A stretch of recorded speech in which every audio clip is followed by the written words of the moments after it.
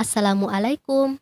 Kali ini kita akan membahas tentang kehidupan manusia pada masa praaksara di Indonesia. Kalian sudah tahu belum apa itu masa praaksara? Masa praaksara adalah masa di mana manusia belum mengenal tulisan. Masa praaksara juga biasa disebut dengan masa nirleka. Biasa pula disebut dengan masa prasejarah. Masa praaksara terbagi menjadi 3 tahap, yaitu masa berburu dan mengumpulkan makanan, masa bercocok tanam, dan masa perundagian. Yang pertama yaitu masa berburu dan mengumpulkan makanan. Kehidupan manusia pada masa berburu dan mengumpulkan makanan dari sejak Pithecanthropus sampai dengan Homo sapiens masih sangat bergantung pada kondisi alam. Mereka berburu hewan, menangkap ikan, dan mencari kerang yang ada di sungai maupun di laut. Mereka juga mengumpulkan umbi-umbian, daun-daunan, dan biji-bijian yang ada di lingkungan mereka.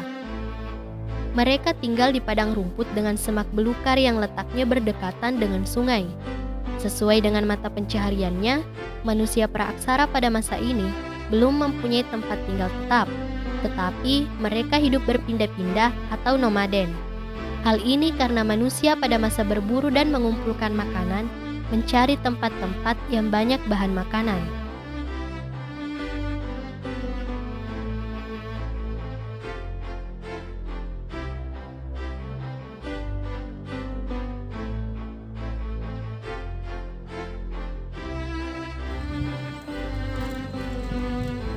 Ada 2 hal penting dalam sistem manusia praaksara pada masa berburu dan mengumpulkan makanan, yaitu membuat alat-alat dari batu yang masih kasar, tulang, dan kayu yang disesuaikan dengan keperluannya.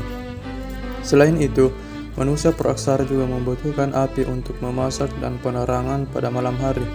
Penemuan api pada masa ini juga digunakan sebagai cara untuk membuat alat berburu yang lebih canggih. Keberadaan api juga digunakan sebagai perlindungan dari predator atau binatang buas, terutama pada waktu di malam hari.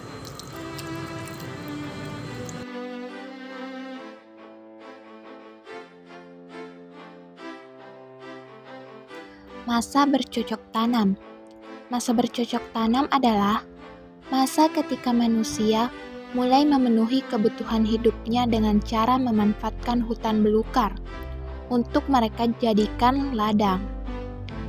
Pada masa ini, mereka sudah mulai hidup menetap di suatu perkampungan yang terdiri atas tempat-tempat tinggal sederhana yang mereka diami secara berkelompok oleh beberapa keluarga. Semua aktivitas kehidupan pada saat ini mereka kerjakan secara gotong royong. Adapun manusia praaksara yang hidup pada masa bercocok tanam adalah Homo sapiens, baik itu ras Mongoloid maupun ras Australopithecus. Masa bercocok tanam sangat penting dalam sejarah perkembangan masyarakat karena pada masa ini terdapat beberapa penemuan baru seperti penguasaan sumber-sumber alam. Berbagai macam tumbuhan dan hewan mulai dipelihara. Mereka bercocok tanam dengan cara berladang. Pembukaan lahan dilakukan dengan cara menebang dan membakar hutan. Kemudian mereka secara perlahan meninggalkan cara berladang dan digantikan dengan bersawah. Jenis tanamannya adalah padi dan umbi-umbian.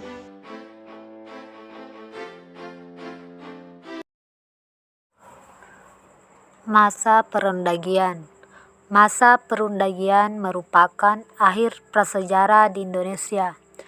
Menurut R.P.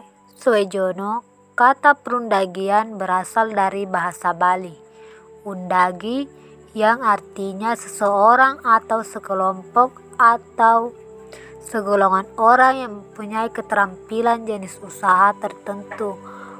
Pada masa perundagian merupakan manusia hidup di daerah pegunungan, dataran rendah, dan di tepi pantai dalam tata kehidupan yang makin teratur dan terpimpin. Pada masa perundagian, pola bercocok tanam dan beternak semakin berkembang. Manusia lantas membuat perkakas yang semakin efektif dan efisien. Salah satu ciri kehidupan pada masa ini yaitu hubungan antar daerah atau pulau sudah terjalin. Pada masa ini juga telah terjadi perdagangan. Selain itu, kehidupan masyarakat pada masa perundagian ditandai dengan dikenalnya pengolahan logam. Adanya alat-alat dari logam tidak serta-merta menghilangkan penggunaan alat-alat dari batu.